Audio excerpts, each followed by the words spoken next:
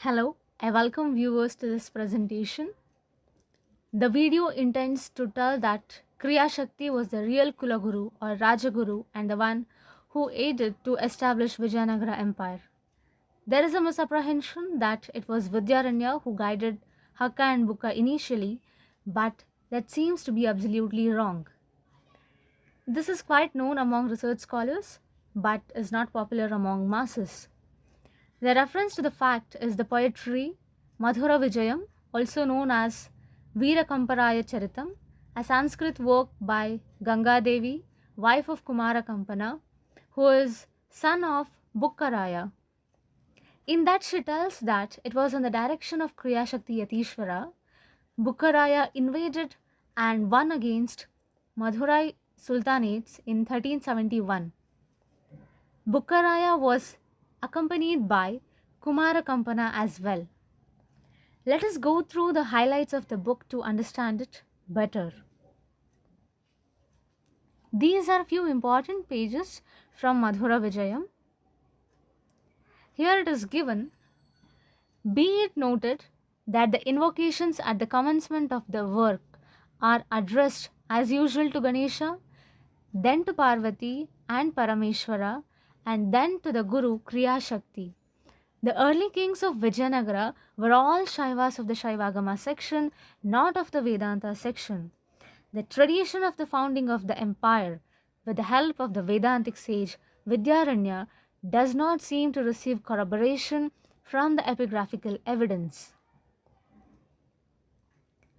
For, from the inscriptions at our disposal at present, we learn that the sage held the post of a minister under Sangama, son of Kampa, the brother of Harihara I, and then under Harihara II. Until the first appointment, he is not found to be held in very high esteem and veneration as he ought to be, if it were true that he was the real founder of the empire. Next highlight is, all this evidence tends to show that the influence of Vidyaranya at Vijayanagara was at its height in the last quarter of the 14th century of the Christian era.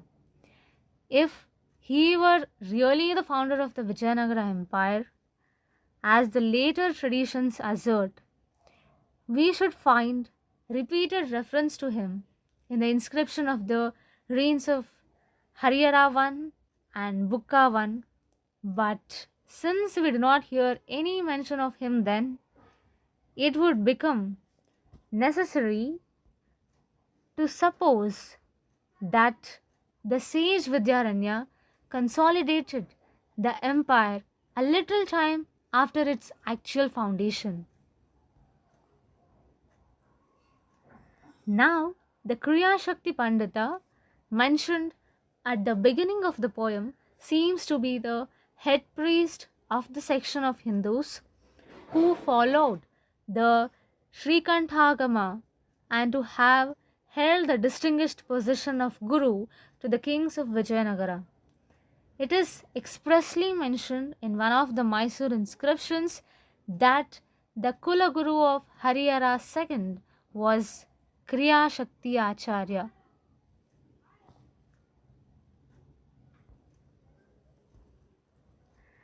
And here is the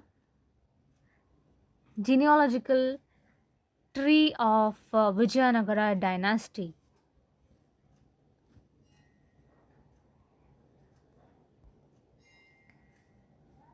This is in Sanskrit. This is how the poetry starts. The highlight part is read as KriyaShakthi Guru.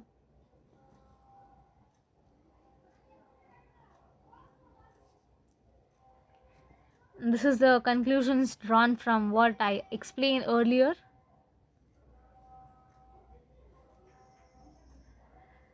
And this is stone sculptures of KriyaShakthi that are found in Keladi Museum.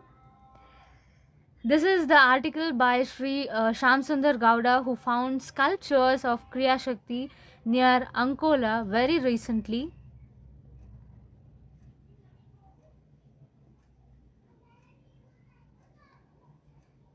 Enforcing to the truth, Lakkhana Dandesha, in his ShivaTatva Chintamani, a Veerashaiva work, which also explains about Vijayanagara Empire, writes, Shakti Jagadudaya, Karana Menikumati, Vimala Bhaktiye, Urdhvamukiyandarida, Sugnana Shaktiye, Bhishkarisi, KriyaShakthi, Namam Badedu, Vartisutta, ಭಕ್ತಿ ಮುಕ್ತಿಗಳ ನೀವುತ ಸಂಸ್ಕೃತಿಯೊಳ ಅಧಿವಿರಕ್ತಿ ಭಾವದೊಳ ಆಚರಿಪ ಸುಮಾರ್ಗ ಕ್ರಿಯಾಶಕ್ತಿ ಯತಿರಾಯನೇ ವಿರೂಪಾಕ್ಷನೆಂದವನ ಚರಣಾಂಬುಜಕ್ಕೆ ಶರಣು.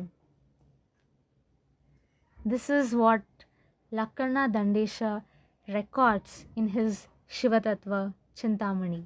The fact that Kalamukha sect had already been the foundation culture in early Vijayanagara times,